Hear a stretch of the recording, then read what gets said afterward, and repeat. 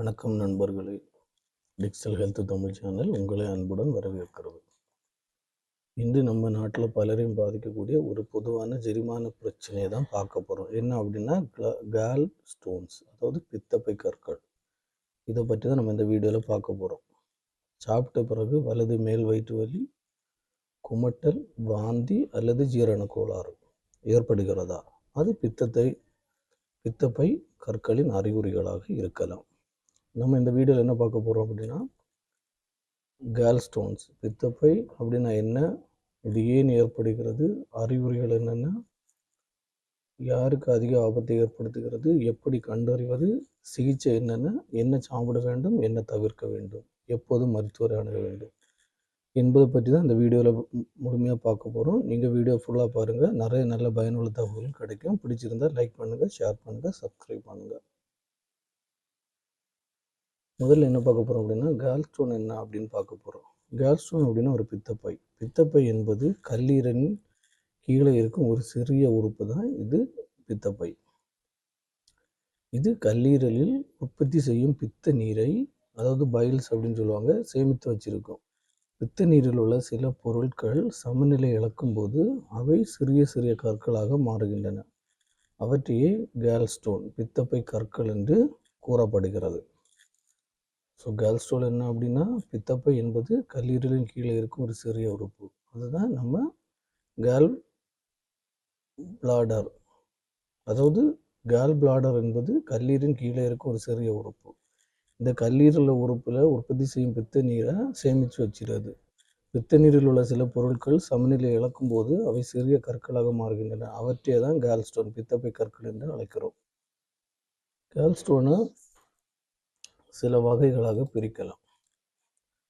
Cholesterol stone, pigment stone. இந்த cholesterol stone மிகவும் பொதுவான வகை. கொலஸ்ட்ரால் அதிகரிப்பால் உருவாகிறதா இந்த கொலஸ்ட்ரால் ஸ்டோன். பிக்மெண்ட் ஸ்டோன் அப்படின்னு சொல்லுது பிலிருபின் அதிகரிப்பதால் உருவாகும் சிறு கல்லீரல் மற்றும் இரத்த நோய்களால் காணப்படுகின்றன. இது ரெண்டு தான் இதோட முக்கிய வகைகள். இது ஏற்பட காரணம் பார்த்தீங்க அப்படின்னா, அதிக உடல் எடை, அதிக கொலஸ்ட்ரால், கொழுப்பு நிறைந்த உணவுகள், நீரழிவு, கர்ப்பம், வயது அதிகரித்தல், குடும்ப வரலாறு, வேகமாக உடல் எடை குறைதல், இதெல்லாம் தான் இந்த கால் ஸ்டோன் ஏற்படக்கூடிய காரணங்கள். ஸோ இதெல்லாம் பார்த்துக்கோங்க, இதெல்லாம் முக்கியம். அப்புறம் பார்த்திங்கன்னா, இதுக்கு முக்கிய அறிகுறிகள் இருக்குது. பலருக்கு ஆரம்பத்தில் எந்த அறிகுறியும் இருக்காது. அறிகுறிகள் தோன்றும் போது வலது மேல் வயிற்று வலி கடுமையாக வலியாக இருக்கும். வலி முதுகு அல்லது தோலுக்கு பரவும். குமட்டல், வாந்தி, வயிறு உப்புசம், கொழுப்பு உணவு சாப்பிட்ட பிறகு வலி அதிகரித்தல், இதெல்லாம் தான் இதோட முக்கிய அறிகுறிகள். ஆனால் முதல்ல ஆரம்பத்தில் பார்த்தீங்கன்னா எந்த அறிகுறியுமே இருக்காது. அடுத்து பார்க்க போகிறோம் அப்படின்னா, கால் பிளாடர் அட்டாக் அப்படின்னா என்னன்னு பார்க்க போகிறோம். பித்தப்பை கற்கள் பித்த நாளத்தை அடையும் போது திடீர் கடுமையான வயிற்று வலி, பல மணி நேரம் நீடிக்கும் வலி, வாந்தி மற்றும் குமட்டல் ஏற்படலாம்.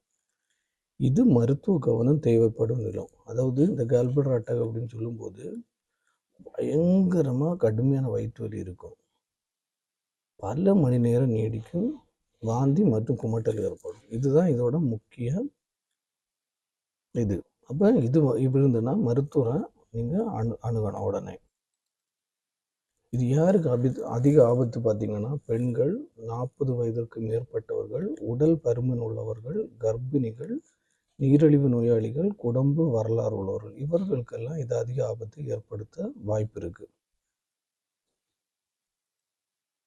கால் ஸ்டோன் எப்படி கண்டறிவது? நம்ம மருத்துவர்கிட்ட போகிறோம். மருத்துவர் உடல் பரிசோதனை, இரத்த பரிசோதனை, அல்ட்ராசவுண்டு, சிடி ஸ்கேன் தேவைப்பட்டால் எம்ஆர்ஐ சில நேரங்கள் இதெல்லாம் பரிந்துரைப்பாங்க. ஆனால் அப்போ இந்த கால் ஸ்டோனை கண்டுபிடிக்கணும். எப்படி கண்டுபிடிக்கிறது? நீங்கள் மருத்துவர்கிட்ட போகும்போது உங்கள் அறிகுறிகள் எல்லாம் கேட்டுட்டு என்ன பண்ணுவாங்க அப்படின்னா, உடல் பரிசோதனை செய்ய சொல்லுவாங்க. இரத்த பரிசோதனை, அல்ட்ராசவுண்டு, சிடி ஸ்கேனு தேவைப்பட்டால் சிலருக்கு எம்ஆர்ஐ சில நேரங்களில் பரிந்துரைக்கலாம். அப்புறம் பார்த்திங்கன்னா, இந்த அல்ட்ராசவுண்ட் என்பது கால் ஸ்டோன் கண்டறிய மிகவும் பொதுவான ஒரு பரிசோதனை. ஸோ நீங்கள் கால் ஸ்டோன் பார்க்குறதுக்கு முக்கியமாக அல்ட்ராசவுண்ட் பார்க்க சொல்லுவாங்க. அப்புறம் இதுக்குன்னு சில சிகிச்சைகள் என்னென்னு பார்ப்போம். அறிகுறிகள் இல்லாவிட்டால் உடனடி சிகிச்சை தேவை இருக்காது. ஆனால் அறிகுறிகள் இருந்து அப்படின்னா வலி நிவாரணிகள் மருந்துகள், அலர்ஜி கட்டுப்பாட்டு மருந்துகள், தேவையானால் அறுவை சிகிச்சை இதெல்லாம் தேவைப்படும். அப்புறம் பார்த்திங்கன்னா அறுவை சிகிச்சை இது என்னென்னா கொலோனோஸ்கோபி அப்படின்னு சொல்லுவாங்க. பித்தப்பை அகற்றும் அறுவை சிகிச்சை இது மிகவும் பொதுவாக செய்யப்படும் சிகிச்சை. ஸோ அதனால பயப்பட வேண்டிய தேவைகள் இல்லை. அப்புறம் பார்த்திங்கன்னா இது யாருக்கு அதிக ஆபத்து அதெல்லாம் பார்த்துட்டோம். அப்போ நம்ம வயது முதிர்ந்தவர்களுக்கெல்லாம் ஆபத்து அதிகம் இருக்கும்.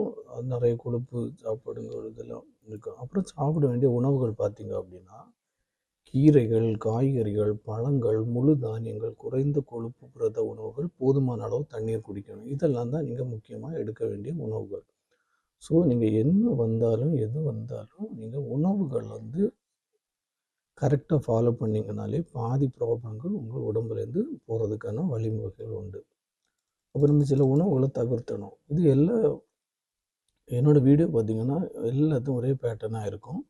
ஸோ சாப்பிட வேண்டிய உணவுகள் இருக்கும், தவிர்க்க வேண்டிய உணவுகள் இருக்கும், வாழ்க்கை முறை மாற்றங்கள் இருக்கும். உங்களுக்கு நல்ல பயனுள்ள தகவல்கள் தான் முக்கியமாக இருக்கும். ரொம்ப விரிவாக போகாமல் மினிமம் ஒரு 10 மினிட்டில் அவ்வளோ முடிஞ்ச அளவு சிம்பிளாக சொல்லித்தரேன். அது நீங்கள் உங்களுக்கு விழிப்புணர்வுக்கு பயனுள்ளதாக இருக்கும்.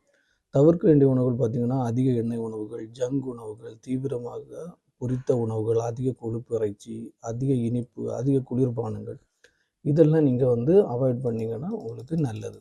அப்புறம் பார்த்திங்கன்னா வாழ்க்கை முறை மாற்றங்கள் இதுவும் ரொம்ப முக்கியம். தினமும் நீங்கள் உடற்பயிற்சி செய்யுங்க, உடல் எடையை கட்டுப்பாட்டில் வச்சுக்கோங்க, சமநிலையான உணவு எடுத்துக்கோங்க, தண்ணீர் அதிகம் குடிங்க, வேகமாக உடல் எடை குறைப்பதை தவிர்த்துருங்க. சிலவங்க பார்த்திங்கன்னா ரொம்ப உடல் குறையணும்னு வேகமாக உடல் குறைக்க பார்ப்பாங்க. அப்படி இருந்தாலும் உங்களுக்கு பித்தப்பையில் கல் வர்றதுக்கான வாய்ப்புகள் அதிகமாக இருக்குது. ஸோ சிலவங்க சில தவறான நம்பிக்கைகளை வச்சுருப்பாங்க. அது என்ன அப்படின்னு பார்த்திங்கன்னா பித்தப்பை கற்கள் இருந்தால் கண்டிப்பாக அறுவை சிகிச்சை வேணும் அப்படின்னு நினைப்பாங்க. அப்படியெல்லாம் இல்லை. அறிகுறிகள் இல்லாத சிலருக்கு உடனடி அறுவை சிகிச்சை தேவைப்படாது. ஆனால் ரொம்ப கடுமையாக அறிகுறி ரொம்ப அந்த உங்களோட அல்ட்ராசவுண்டில் ப்ராப்ளங்கள் நல்லா இருந்ததுன்னா டாக்டர் பரிந்துரைப்பாங்க. அப்புறம் பார்த்திங்கன்னா கற்களை மருந்தால் முழுமையாக கரைக்கலாமா அப்படின்னா இதில் நிறைய வெரைட்டிஸ் கற்கள் இருக்குது. அந்த கற்களை முழுமையாக கரைக்க முடியாது. அப்புறம் பித்தப்பை இதனால் வாழ முடியாதா? அது தவறு. பித்தப்பை இல்லாமலும் பலர் சாதாரண வாழ்க்கை வாழ்கிறார்கள்.